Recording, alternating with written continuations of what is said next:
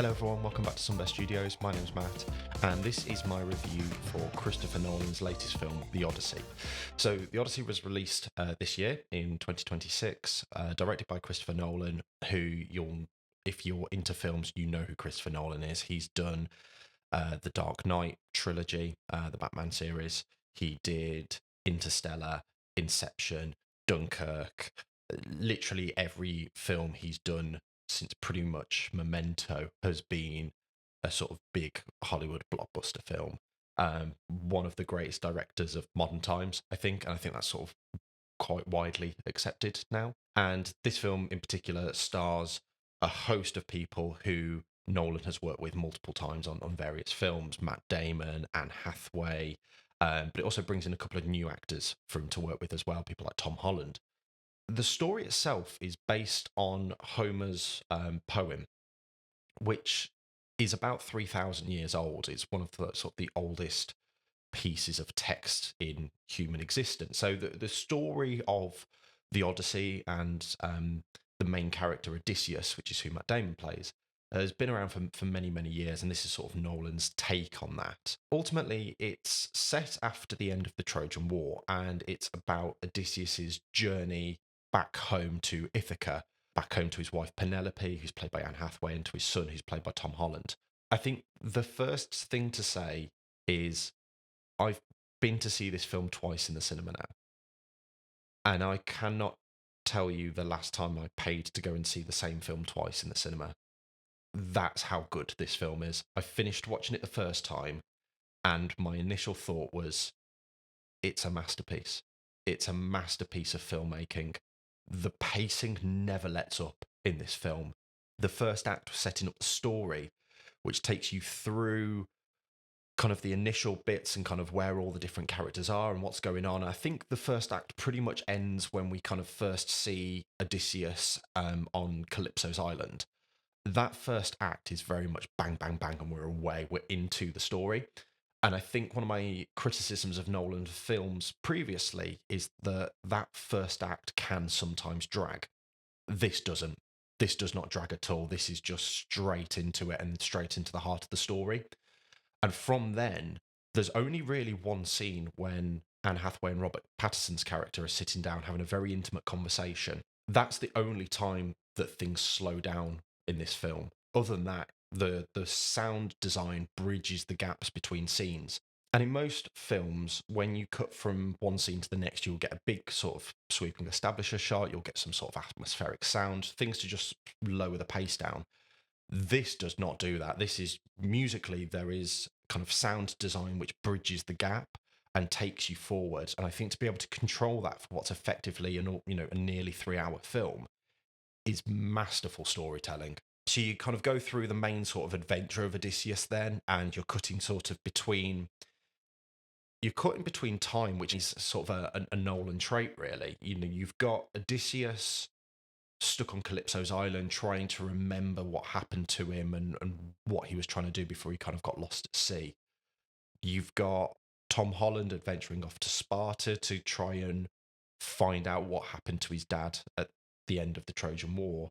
You've got Penelope trying to keep all the suitors at bay back in Ithaca.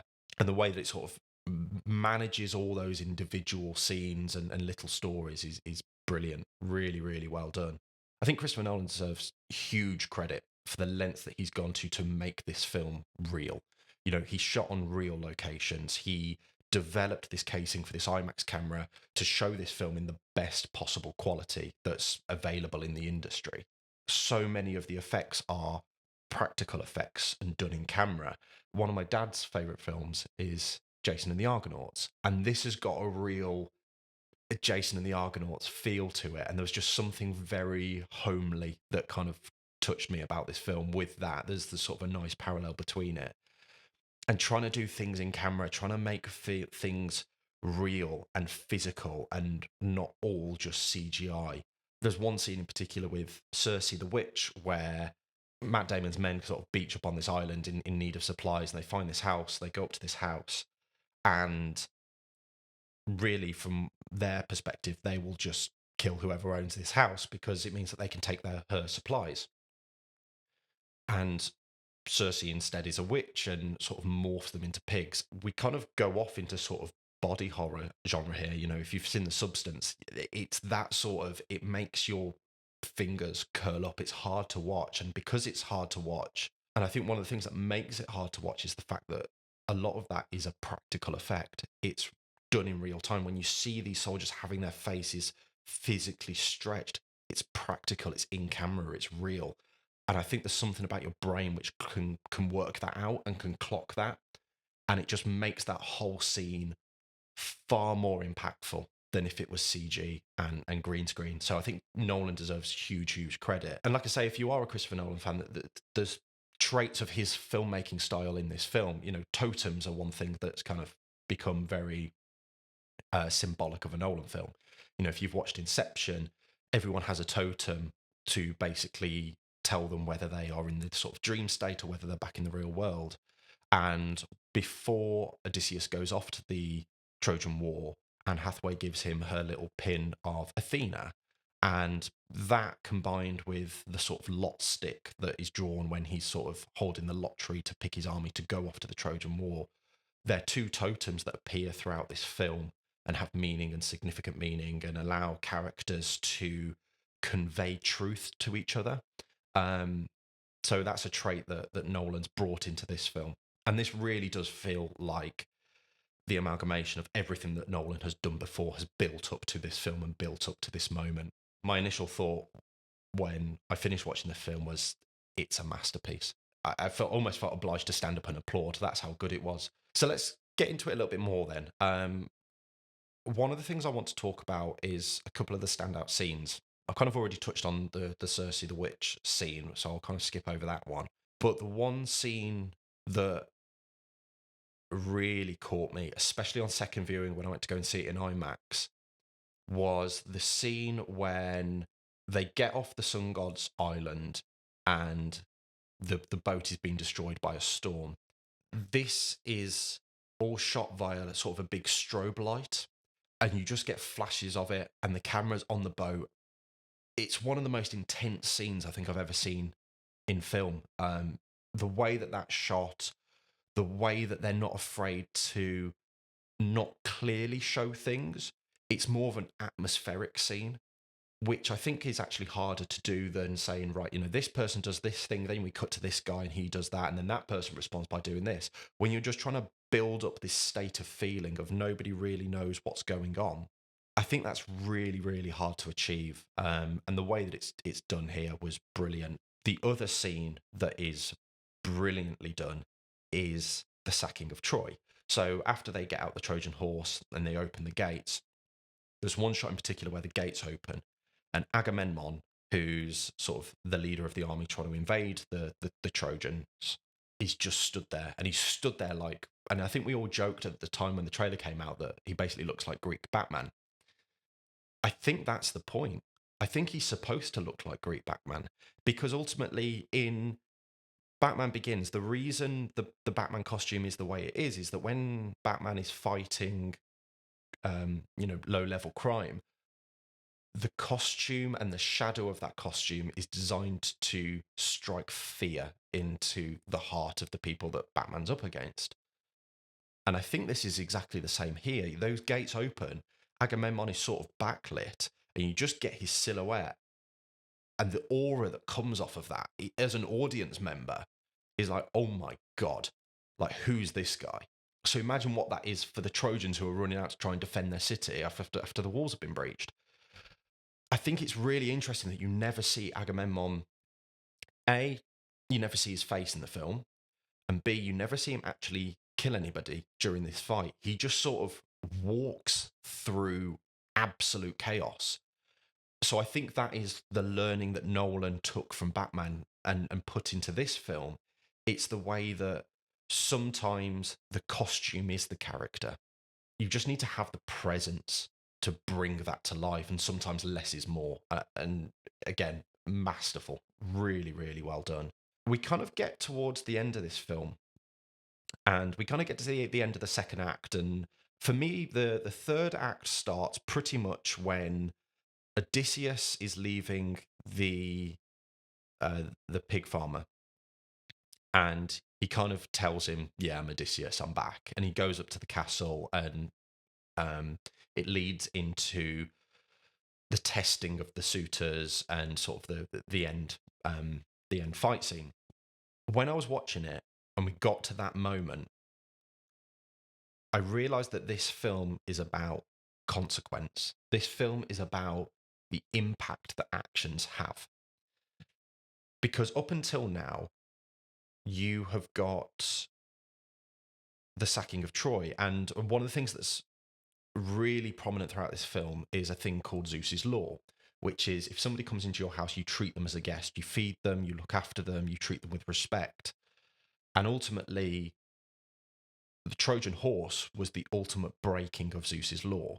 You know, it completely defined what a gift was, and they used the gift to get into the city to then bring the city down. And in doing so, I think there's a line, isn't there, where Matt Damon's character is talking to Anne Hathaway, and he says, "My men unleashed 10 years worth of rage," because they'd been camped outside the walls. You know, the walls of Troy were impregnable, and the men had been camped outside. So when they eventually got through, it was 10 years of just hatred and being away from home that just unleashed. And as they're running through Troy, they're physically just burning the buildings down. They're, blowing up clock towers, slaughtering women in the streets. It's really brutal. And when they get up to Athena's temple, the Spartans basically drag a girl over who looks up, and it's Zendaya who's playing Athena. And they kind of cut very cleverly between sort of Zendaya and Athena's character being killed to the head of the Athena statue being stricken off. And they cut very cleverly between the death of Zendaya's character to the beheading of a statue of Athena to sort of symbolically represent that without going too far. And I think, again, less is more. But in doing so, they've completely violated Zeus's law. They've annoyed all of the gods. The third ingredient onto this is the Cyclops scene. So as they're leaving the Cyclops, they could just get out of the cave. There was no reason for them to really blind the Cyclops. There's that bit, isn't there, where it turns out that the Cyclops can speak, and they go, "Oh, can we reason with it?" And Odysseus goes, "Oh, I think it's a bit late for that." It's like, well, yeah, like you chose violence over trying to work through something. And again, when they eventually leave the cave, they could just leave and disappear. They've got out of the cave, but Odysseus can't help himself. He turns around and fires one arrow back, and that causes the Cyclops to basically like chase them down, and I think it kills a couple more of the men. So ultimately, you've had all these things happen, and therefore, when they're trying to get home, they encounter all these challenges, all these different islands. Things happen to them. A lot of the men get killed. So we get to that final scene, and I suddenly clocked, oh, this is about consequences. This is about the impact of actions. As we were leaving the cinema, my wife turns around and said to me, "Why were all the monsters grey?" And I hadn't thought about that at first. And it was only when we were in the car on the way home, and I suddenly realised, because the monsters aren't the villain. The people are the biggest evil in this film. You contrast the monsters are all grey toned and are sort of just there. But contrast that to the sacking of Troy when it's all glowing red, like violently red. The people are the villain. One of the constant themes that comes up is that, you've got to be prepared for war because people from the sea are coming. The Spartans going into Troy and sacking it are the people from the sea. That's the story that's spread across Greece. When people are all getting worried and worked up, it's because they're actually scared of themselves. Performance-wise, then, this is just a masterclass. I keep going back to this word masterful and masterpiece, masterclass. It really is. This film features the best actors in the world. Anne Hathaway's character for most of this film has her face covered. She's usually, when she's in the temple, she's hidden by this sort of screen. And for a lot of it, you can just see the little pupil of her eye, and you catch a little bit of her mouth. And again, I think this is something that Nolan's got very good at. It's the reason why he casts Tom Hardy in so much of his films, because I think he said before that Tom Hardy tells a story through his eyes. And ultimately, that's what acting is. If you can give somebody a look, you don't need to go on a massive load of exposition. You can just tell somebody something through a look in their eyes. Anne Hathaway's face to be able to convey emotion especially when it's sort of hidden through screens. And even in the Robert Pattinson scene, it's all shot through the weaving of this sort of burial garment that she's making. So it's always very distorted. It's only ever when she's talking exclusively to Tom Holland's character, her son, that it's a clear shot. The rest of the time, it's always very obscured.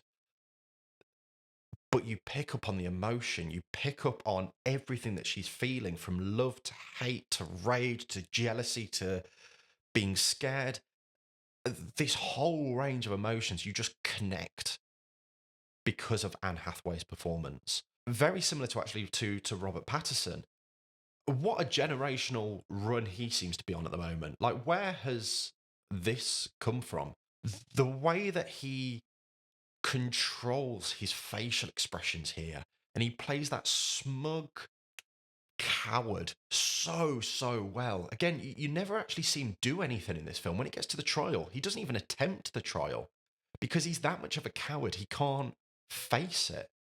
And he's going around saying, I wanted to join the Trojan War, when actually, you see him swap the pins and try to get out of it or whatever. So from day one, this kid has been a coward. Just the way that he contorts his face, the facial expressions, the eyes, unbelievable acting. When Matt Damon, when he's been tied to the mast of the boat and they're sailing past the sirens, and he's just screaming, but he goes from pure ecstasy that the song brings. He kind of says this in his dialogue afterwards about how it's everything that you'd ever hoped for and everything that you've ever lost at the same time. It's the absolute peak and trough of pure human emotion. And it cuts to this one shot where he's just screaming, but the hurt that comes through in that scream is unbelievable. I think Tom Holland has really stepped up through doing this film. I've really liked Tom Holland as Spider-Man. I think he does a lot in terms of bringing the Peter Parker character to life. But here, he takes a step up as an actor. You just sense it. All of the supporting actors in this film are brilliant as well. It really is. Cersei, the woman that plays Cersei the Witch, unbelievable in that scene. Coming out of it, having watched it for the second time, for me, I think this is Christopher Nolan's best film. I think this is everything Christopher Nolan has ever worked on. The best bits of that coming together to make this film. Everything lands, everything is phenomenally made. I think actually it's probably entered my top 5 films of all time. That's how good this film is. That's how much I instantly loved this film. And on second viewing, it's just cemented that. So kind of going over to my rankings here, The Odyssey goes straight in at number 1. I think looking ahead to the Oscars next year, if this doesn't clean up and win the majority of the awards, then we have just experienced one of the greatest years of cinema ever. And I know that there's still a load of great films to come out. You've got Dune coming out at the end of the year. Doomsday is never one of those films that's going to compete for, the upper echelons of Best Picture, Best Actor. But, there'll inevitably be some good things that come from that film. There's films that haven't even been released yet that are always released around the award season because they're made specifically for the awards. So, like I say, if this doesn't win Best Picture, if Nolan doesn't win Best Director, if Damon doesn't win Best Actor, if Anne Hathaway doesn't win something, Patterson, and also shout out to the costume guys, because that Agamemnon costume is phenomenal. Well done to the production designers as well, because the scenes and the way that this world is built out is phenomenal. If this doesn't clean up, we've just experienced one of the best years of film ever.